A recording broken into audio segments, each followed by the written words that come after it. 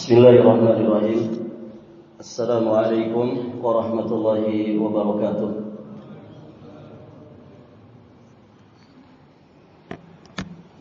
Alhamdulillahi rabbil alamin. Wabihi nasta'in ala umuri dunya waddin. Wassalatu wassalamu ala ashrafil anbiya'i wa imamil mursalin, Nabiyyina Muhammadin alaihi afdalus salati wa atammut taslim, wa ala alihi wa ashabihi ajma'in, wa sallama tasliman mazidan ila yaumiddin, thumma amma ba'd. Allahumma inna nas'aluka ilman nafi'an wa na'udzu bika min ilmin la yanfa'. Ya hayyu ya qayyum bi rahmatika nastaghits. Aslih lana sya'nana kullah wa la takilna ila anfusina tarfata 'ain. Para hadirin jamaah salat maghrib dan isya rahimani wa rahimakumullah. Alhamdulillah, kita bersyukur kepada Allah. Pada malam hari ini insyaallah taala kita akan melanjutkan pelajaran kita. Sedikit kita akan melanjutkan pembahasan tentang fadlu istilamil hajaril aswad, keutamaan mengusap hajar aswad. Sedikit penjelasan belum kita selesaikan. Berikutnya penulis hafizahullah taala, beliau menjelaskan, melanjutkan penjelasan tentang perkataan sahabat Umar ibn al-Khattab radhiyallahu taala anhu saat beliau mencium hajar aswad. Beliau menyampaikan bahwa aku benar-benar menciummu dan aku mengetahui bahwa engkau adalah seonggok batu yang tidak dapat memberikan manfaat atau madarat. Walaula anni ra'aitu Rasulullah sallallahu alaihi wasallam yuqabbiluka lam uqabbilka. Maka beliau tegaskan, kalau bukan karena aku melihat Rasulullah sallallahu alaihi wasallam menciummu, niscaya aku tidak akan sudi menciummu. Di sini beliau penulis hafizahullah taala masih melanjutkan menjelaskan tentang apa yang disampaikan oleh Umar ibn al-Khattab ini, dengan menukilkan apa yang disampaikan oleh Imam At-Tabari rahimahullahu ta'ala. Imam At-Tabari beliau mengatakan bahwa perkataan sahabat Umar ibn al-Khattab ini mengandung makna tunduk pada pembuat syariat dalam masalah agama dan mengikuti dengan sebaik-baiknya segala sesuatu yang belum diketahui hikmahnya. Artinya ketundukan kepada syariat itu ketundukan yang totalitas. Sami'na wa ata'na, apapun yang diperintah oleh Allah dan Rasulnya. Apakah kita mengetahui hikmahnya ataukah kita tidak mengetahui hikmahnya? Apakah kemudian disampaikan hikmahnya ataukah tidak? Karena hadirin jamaah yang dirahmati Allah, kebenaran mutlak itu hanya ada pada wahyu dari Allah Subhanahu wa taala. Baik itu dari Al-Qur'an ataupun dari sunnah. Maka seorang muslim dia yakin tanpa ragu sedikit pun bahwa apapun yang Allah Subhanahu wa taala dan Rasulnya perintahkan, apakah yang wajib ataukah yang hukumnya sunnah, pasti maslahat dan pasti manfaat untuk lahir batinnya, dunia agamanya, sampai nanti kehidupan akhiratnya. Dan itu pondasi dasar yang ditanamkan oleh setiap mukmin di dalam jiwa dan raganya. Maka ketika datang perintah dari Allah dan Rasulnya, dia langsung sami'na wa ata'na. Pun demikian, ketika ada larangan dari Allah dan juga dari Rasulnya, maka seorang mukmin dia berkeyakinan bahwa larangan dari Allah dan juga Rasulnya pasti mafsadat dan pasti madarat. Pasti mengandung kerusakan dan mengandung bahaya. Sehingga hadirin jamaah yang dirahmati Allah, Allah Rabbul Alamin, pencipta manusia, kemudian melarangnya. Karena Allah Maha tahu mana yang manfaat bagi manusia ciptaannya dan mana yang mafsadat bagi manusia ciptaannya. Mana yang maslahat dan mana yang madarat. Kemanfaatan, kemaslahatan hanya ada pada perintah Allah Azza wa Jalla. Kemadaratan dan kemafsadatan itu hanya ada pada larangan-larangan Allah dan juga Rasulnya. Maka jika dua ini kita perhatikan dengan baik, kita tunduk patuh melaksanakan perintah-perintah Allah dan Rasulnya, kemudian kita juga sungguh-sungguh menjauhkan semua apa yang dilarang oleh Allah dan Rasulnya, maka itulah hakikat yang namanya ketakwaan. Dan kalau kita mati dalam keadaan seperti itu, berarti kita mati dalam keadaan membawa bekal takwa. Taib, hadirin jamaah yang dirahmati Allah. Kemudian Imam At-Tabari melanjutkan, dan ini menjadi sebuah kaidah mendasar dalam hal mengikuti perbuatan Nabi Shallallahu Alaihi Wasallam, meskipun belum diketahui hikmahnya. Beliau juga melanjutkan bahwa perkataan Umar ibnul Khattab ini membantah pendapat sebagian orang jahil bahwa pengagungan terhadap sesuatu yang dilandaskan pada zatnya hanyalah ada pada pengagungan Hajar Aswad secara khusus. Ya, sebagian kalangan mereka memiliki pendapat yang batil, ya, bahwa adanya ritual yang diajarkan Nabi terkait dengan Hajar Aswad itu maksudnya pengagungan kepada zat batunya. Taib, hadirin jamaah yang dirahmati Allah, tentu ini pemahaman yang batil, keyakinan yang batil, dan sudah terbantahkan oleh kalamnya Umar ibnul Khattab radhiyallahu taala anhu. Taib, pada perkataan itu juga terdapat makna menjelaskan sunnah dengan perkataan dan juga perbuatan. Jika seorang pemimpin khawatir perbuatannya akan merusak akidah orang lain, maka hendaknya dia segera menjelaskan alasannya. Umar ibnul Khattab tentu perlu menjelaskan itu.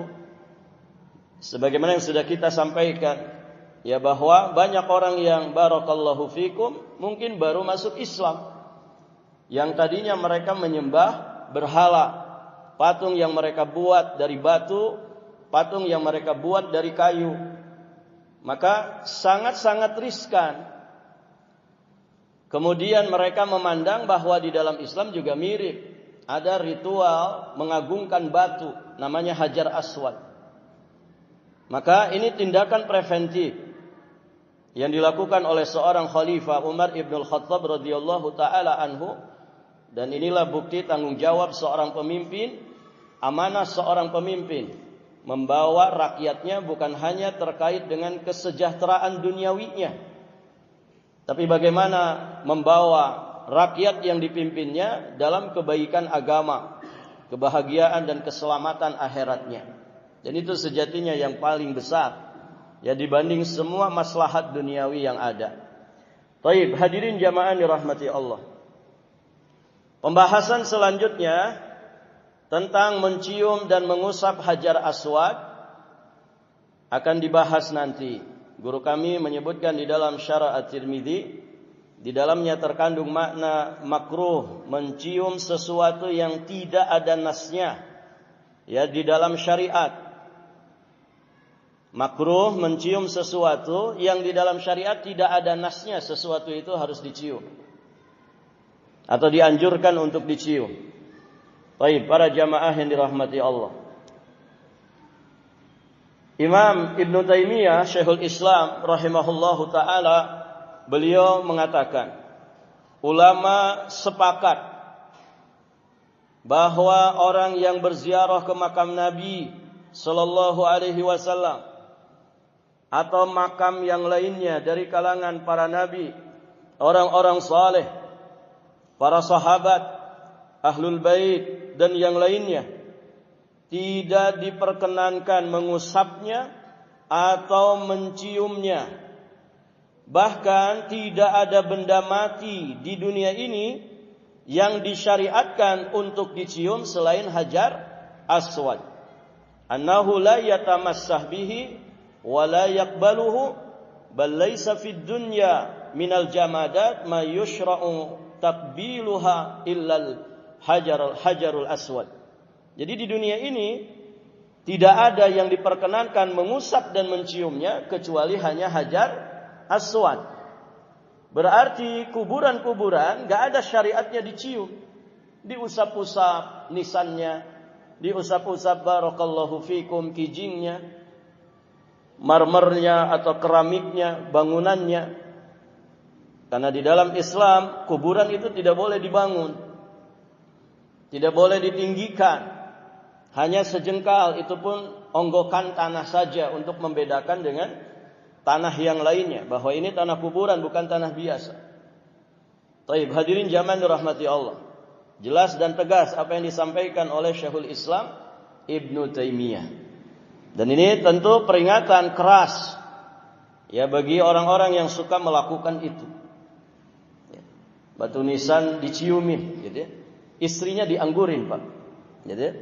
Nasallallahu al-afwa wal afiyah wassalamah.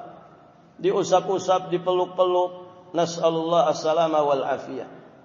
Dan di dalam akidah Islam, hadirin jamaah yang dirahmati Allah, sikap ghulu kepada kuburan ini min akbaris sabab, merupakan sebesar-besarnya sebab manusia itu terjatuh ke dalam kesyirikan.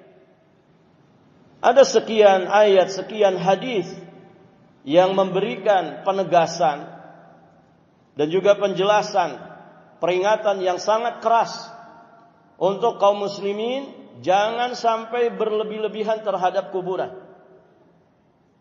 Bukan berarti anti kuburan. Jangan salah paham. Hadirin jamaah yang dirahmati Allah. Di dalam Islam ada syariat ziarah kubur. Panduan dari Nabi, sunnah dari Rasul sangat lengkap terkait dengan bagaimana kita ngurus jenazah. Sampai dikuburkannya, bahkan setelah itu apa yang mesti kita lakukan. Hadirin jamaah yang dirahmati Allah. Namun yang diperingatkan oleh akidah Islam adalah sikap ghulu kepada kuburan, sikap berlebih-lebihan kepada kuburan, dan puncak-puncaknya adalah menuhankan kuburan, menuhankan orang-orang yang dikubur di situ, menjadikannya seperti berhala yang disembah-sembah. Hadirin ma'asyiral muslimin, rahimani wa rahimakumullah. Ini nasihat yang begitu berharga dari Syekhul Islam Ibnu Taimiyah alaihi rahmatullah. Baik, para jamaah yang dirahmati Allah. Berikutnya, di dalam As-Sahihain terdapat hadis yang menyatakan bahwa Umar radhiyallahu taala anhu mengatakan, "Aku benar-benar mengetahui bahwa kamu hanyalah batu yang tidak bisa memberi manfaat atau madarat, kalau bukan karena aku melihat Rasulullah sallallahu alaihi wasallam menciummu, niscaya aku tidak akan sudi menciummu. Maka tidak disunnahkan berdasarkan kesepakatan para ulama mencium atau mengusap dua rukun Ka'bah yang letaknya setelah Hajar Aswad, ataupun mencium dinding Ka'bah, atau mencium makam Ibrahim, atau mencium sokhrah, yakni batu di Baitul Maqdis, atau mencium, mengusap kuburan Nabi dan orang-orang saleh. Bahkan para ulama berselisih pendapat tentang masalah meletakkan tangan di mimbar Sayyidina Rasulullah sallallahu alaihi wasallam yang dahulu pernah ada. Imam Malik dan ulama yang lainnya memakruhkannya karena yang demikian itu dianggap sebagai perbuatan bid'ah yang diada-adakan di dalam syariat agama Allah. Taib, para jamaah yang dirahmati Allah. Dua rukun setelah Hajar Aswad namanya rukun apa? Rukun apa Pak kemarin? Rukun Irak, rukun Iraki, kemudian rukun Syami. Itu enggak ada syariatnya disentuh-sentuh. Sudut itu, rukun itu enggak ada syariatnya disentuh-sentuh apalagi dicium-cium. Yang ada itu rukun Yamani, diusap saja. Itu pun kalau memungkinkan. Jika tidak memungkinkan, lewat saja. Hadirin jamaah yang dirahmati Allah. Nah, ada sebagian orang mungkin tidak paham begitu ya. Rukun Yamani itu dicium-cium para jamaah. Sebetulnya anjurannya hanya diusap. Itu pun kalau memungkinkan. Dan ada sebagian orang menciumi rukun Yamani. Karena sama-sama dibuka gitu ya. Kalau ada kiswahnya itu ada sudut yang terbuka. Nah itu maksudnya untuk mengusap bagi yang memungkinkan untuk mengusap. Kalau tidak maka lewat saja. Baik, hadirin jamaah yang dirahmati Allah. Adapun mengenai hikmah mencium Hajar Aswad ini, Imam Ibnu Hajar rahimahullahu taala beliau mengatakan mencium Hajar Aswad itu disyariatkan sebagai bentuk ikhtiar agar ketaatan orang yang taat itu terlihat secara nyata. Itu diantara hikmahnya. Supaya nampak ketaatannya orang-orang yang taat kepada Allah Subhanahu wa taala. Karena mereka berarti melaksanakan titahnya Allah dan juga Rasulnya sallallahu alaihi wasallam. Syekh Muhammad bin Shalih Al-Utsaimin rahimahullahu taala beliau juga mengatakan, "Fal insan idza ahabba syai'an ahabbal qurba minhu." Manusia itu jika mencintai sesuatu, maka dia akan selalu dekat dengannya. Demikian juga ketika kita mencium Hajar Aswad adalah sebagai bentuk kecintaan kita kepada Allah dan pengagungan kepadanya, juga karena kita ingin dekat dengannya dengan cara melaksanakan perintahnya. Nah itu para jamaah yang dirahmati Allah Subhanahu wa taala. Dan kesimpulan intisari dari hadis disampaikan oleh beliau di sini ada 3. Pertama, jelas keutamaan mengusap dan mencium Hajar Aswad.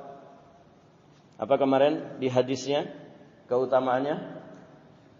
Nanti Hajar Aswad itu akan menjadi saksi.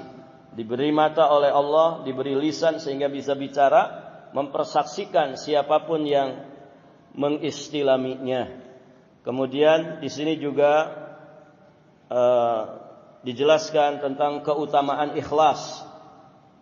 Keutamaan ikhlas. Hadirin jamaah yang dirahmati Allah, karena mengusap mencium Hajar Aswad itu amalan yang dianjurkan. Berarti dia ibadah yang berpahala. Maka jika ikhlas mengerjakannya karena Allah Azza wa Jalla, tidak kemudian diriak-riakkan, disum'ah-sum'ahkan, maka dia mendapatkan fadilah sebagaimana yang disebutkan oleh Nabi sallallahu alaihi wasallam. Dan dari hadis tersebut juga jelas menunjukkan kemahakuasaan Allah Subhanahu wa taala dalam melakukan segala sesuatu, bahkan dalam menjadikan benda mati itu bisa berbicara di yaumul qiyamah nanti.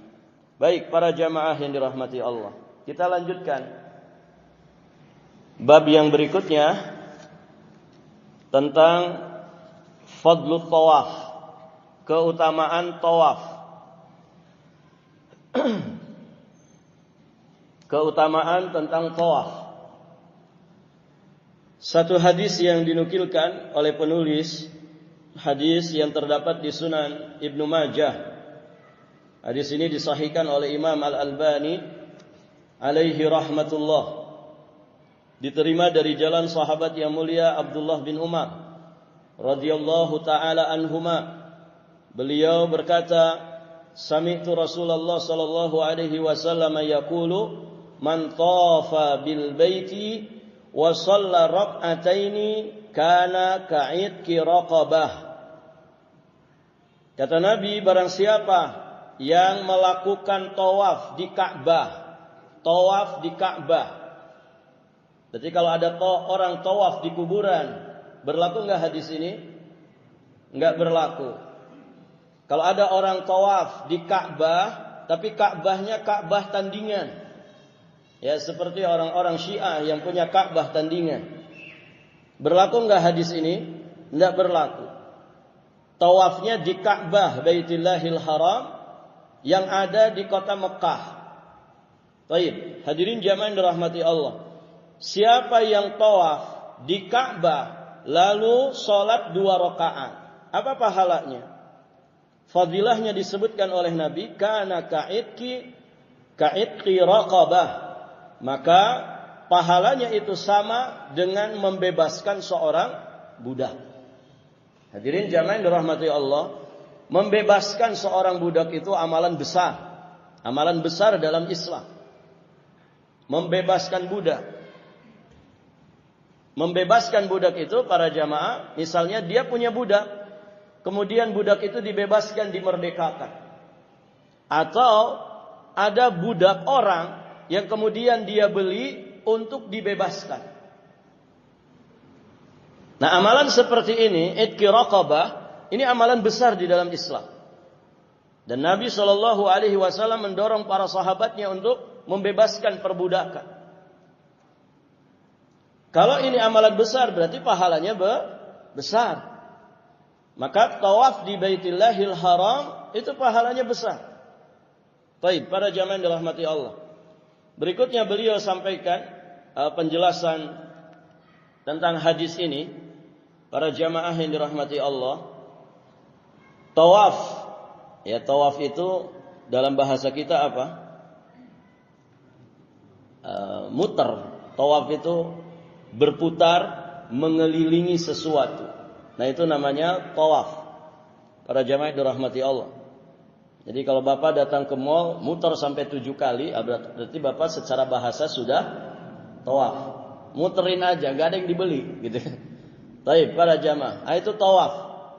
Jadi tawaf itu ya secara istilah syar'i adalah kegiatan berputar mengelilingi Ka'bah Baitillahil Haram sebanyak 7 kali putaran dengan menjadikan Ka'bah berada di sebelah kirinya. Dimulai dari sudut Hajar Aswad dan berakhir di sudut itu pula. Berapa putaran tadi? 7 putaran. Baik, para jamaah. Ini penting diperhatikan. Ya, mutarin Ka'bah itu, Ka'bahnya di sebelah kiri, mulainya dari sudut Hajar Aswad.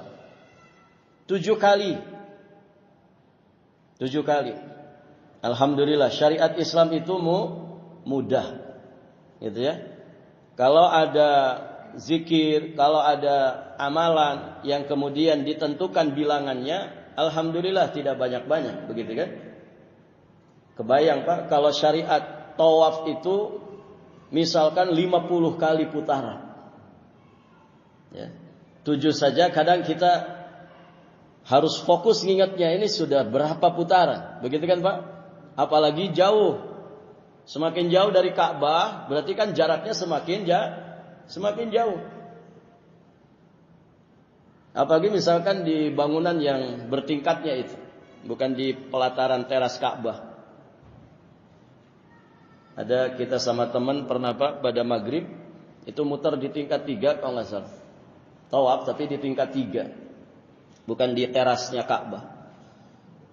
Itu 7 putaran itu masya Allah dari ba'da maghrib sampai adzan isya. Ya, sampai adzan isya. Baik, para jamaah yang dirahmati Allah, memang lengang gitu ya. Tapi kan jaraknya jadi sangat jauh. Baik, para jamaah, 7 putaran. Ya, tidak lebih dari 7 putaran. Artinya apa? Kalau kita sedang mengamalkan ibadah agung ini, maka fokuslah. Kan ini kemudahan yang Allah berikan, hanya 7. Hanya 7. Nanti sa'i juga hanya 7. Ya, 7 kali bolak-balik, ya. Baik, para jamaah, mulai dari Safa nanti terakhir di mana finishnya? Di Safa atau di Marwah? Pasti di Marwah. Nah, untuk tawaf para jamaah, untuk tawaf kan 7 putaran. Startnya dari Hajar Aswad. Nah, kita ya supaya fokus ini harus betul-betul ya dari awal sudah konsentrasi.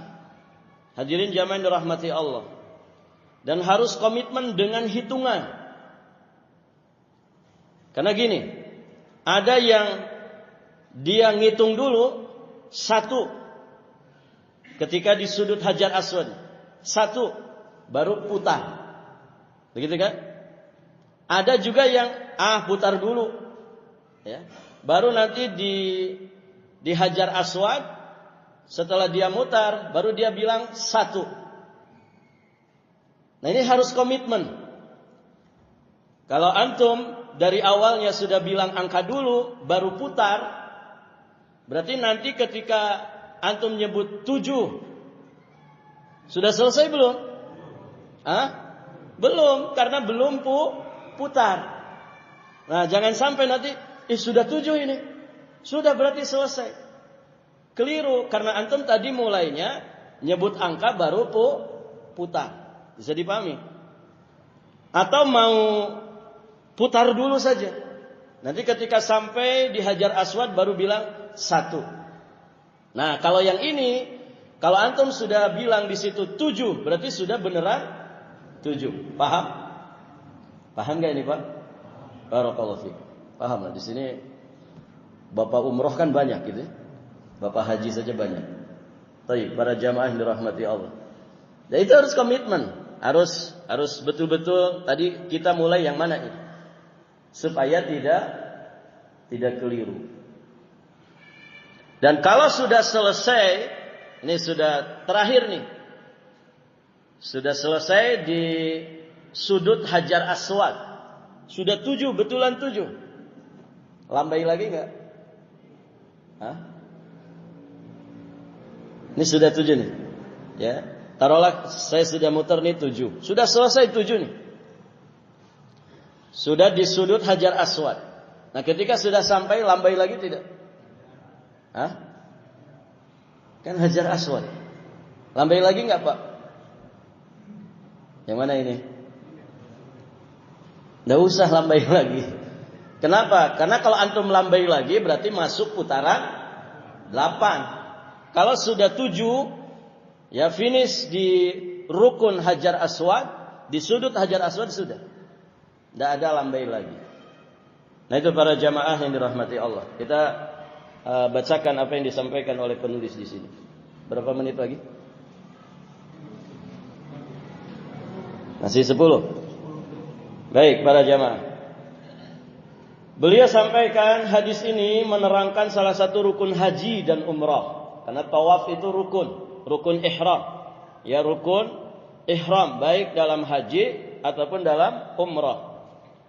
Yaitu tawaf di Baitillahil Haram. Tawaf ini ibadah yang disyariatkan secara mutlak. Karena itu disyariatkan memperbanyaknya walaupun bukan pada saat melaksanakan haji dan umrah. Makanya ada tawaf sunnah, perbanyak. Ya, diperhatikan saja kondisinya masing-masing. Kalau sudah sepuh begitu ya, asam urat macam-macam begitu ya, jalannya juga lambat, ya pilih ibadah yang lain. Tapi kalau masih jag-jag waringkas, sehat, masih muda, masih segar, banyakin tawaf sunnah. Ya. Taib, para jamaah yang dirahmati Allah. Para ulama mengatakan bagi orang yang bukan penduduk Mekah, ibadah tawaf ini lebih diutamakan daripada sholat sunnah di Masjidil Haram. Adapun bagi penduduk Mekah, sholat lebih diutamakan daripada tawaf. Nah, kalau kita ke sana kan berarti tamu begitu kan? Kita ke sana bukan orang mukim di sana. Maka anjurannya memperbanyak tawaf sunnah. Terkait masalah ini Syekhul Islam Ibnu Taimiyah rahimahullahu taala beliau mengatakan memperbanyak tawaf dianjurkan dan diperintahkan, apalagi bagi para pendatang. Sebab jumhur ulama mengatakan bahwa tawaf para pendatang itu lebih baik bagi mereka daripada salat di Masjidil Haram. Maksudnya daripada salat sunnah di Masjidil Haram. Kendati pun sholat di Masjidil Haram itu jelas tetap memiliki keutamaan tersendiri. Kemudian Syekhul Islam Ibnu Taimiyah juga menyampaikan, bagi penduduk Mekah memperbanyak tawaf lebih baik baginya daripada umrah makkiyah. Ini bagi mukimin di Mekah, memperbanyak tawaf di Ka'bah, ya, mengelilingi Ka'bah itu lebih baik bagi mereka daripada umrah makkiyah. Umrah makkiyah itu umrah yang dilakukan ya dengan mengambil mikot dari Mekah. Seperti yang dilakukan oleh para sahabat.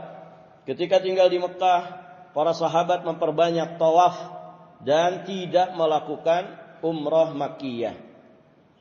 Al-Allamah Musa Al-Hijawi rahimahullahu taala menyebutkan beberapa ketentuan tawaf dalam kitab Al-Iqna.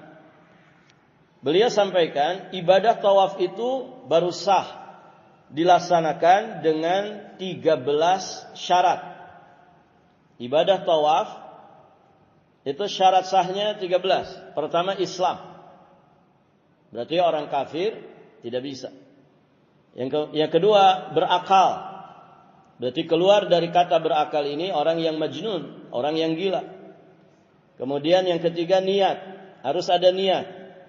Kemudian menutup aurat. Suci dari hadas. Suci dari hadas. Kemudian tamyiz. Suci dari najis. Menyempurnakan 7 putaran.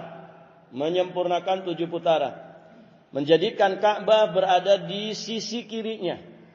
Mengelilingi seluruh bagian Ka'bah. Maksudnya tidak ada yang terlewatkan.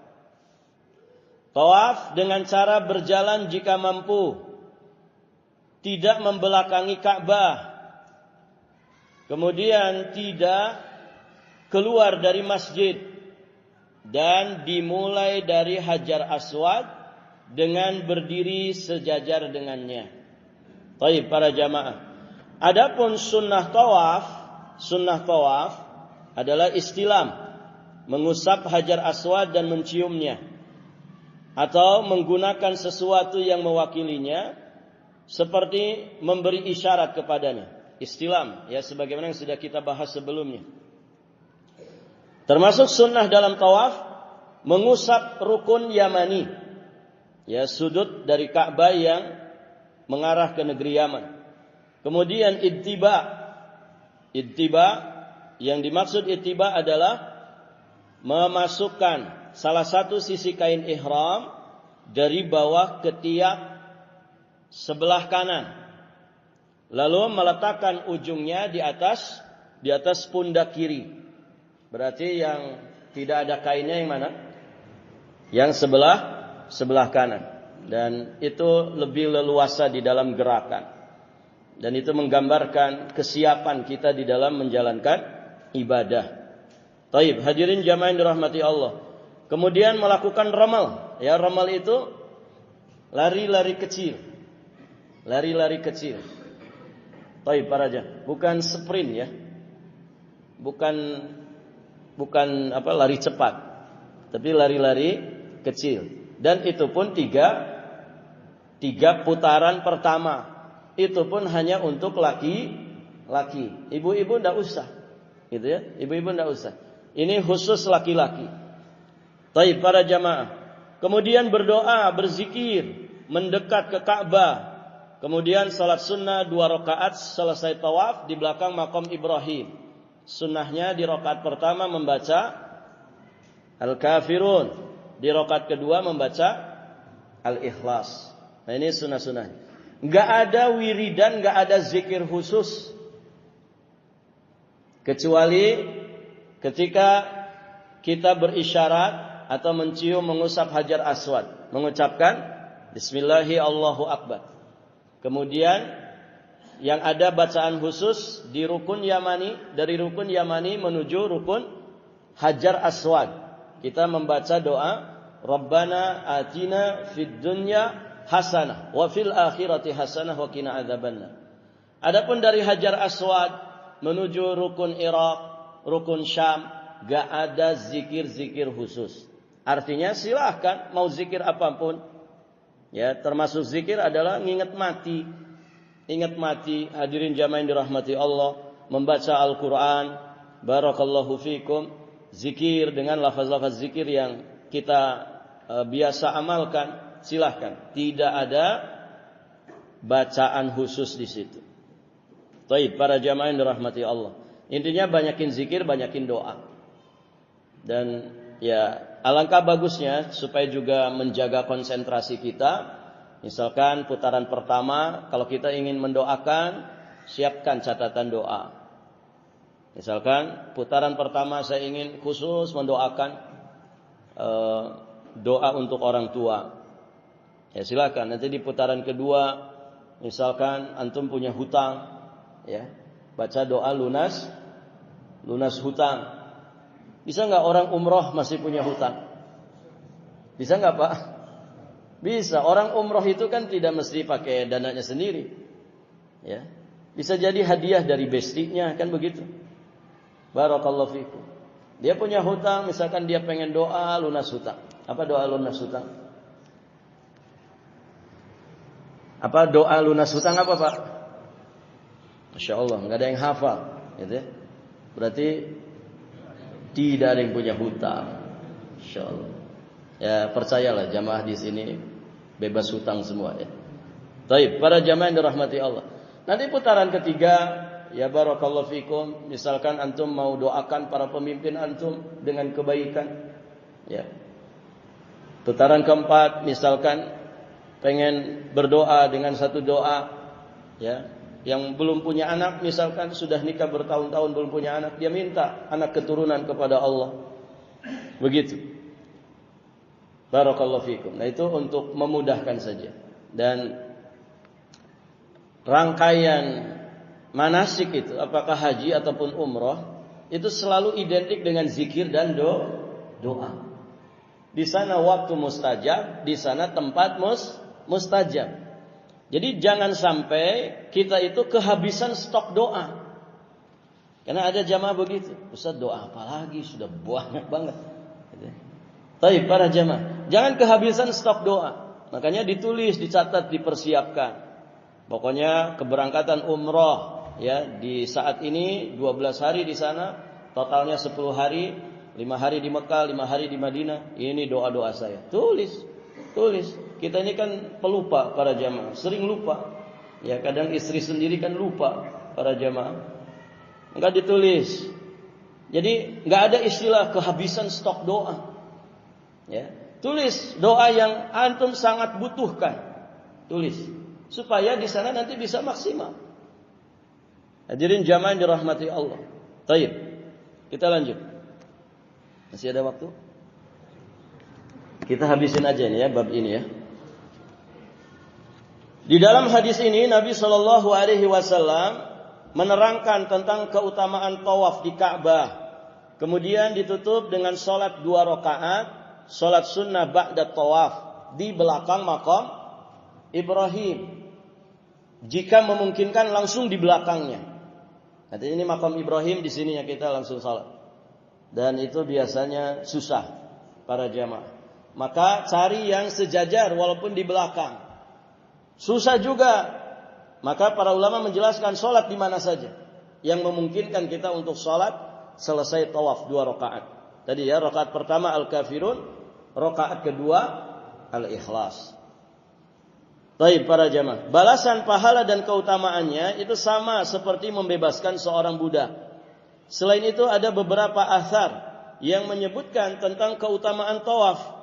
Di antaranya adalah athar yang diriwayatkan oleh Imam An-Nasa'i dari Abdullah bin Ubaid bin Umair dari ayahnya. Seorang laki-laki berkata, "Ya Aba Abdurrahman, aku tidak melihatmu mengusap selain pada kedua rukun ini." Yang dimaksud adalah rukun Yamani dan Hajar Aswad.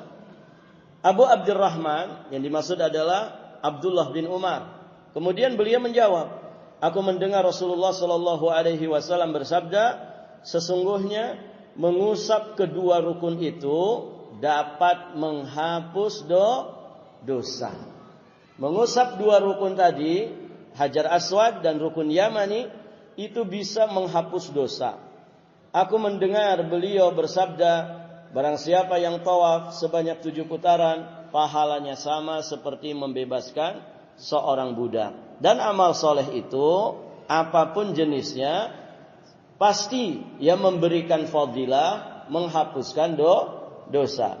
Karena ada ayat yang secara umum menyampaikan innal hasanat yudhibna as-sayyi'at. Sesungguhnya kebaikan-kebaikan itu akan menghapuskan keburukan-keburukan. Nabi SAW juga bersabda, wa atbi'is sayyi'atal hasanah tamhuha. Dan iringilah perbuatan buruk itu dengan perbuatan baik. Niscaya perbuatan baik itu akan menghapuskan perbuatan buruk tersebut.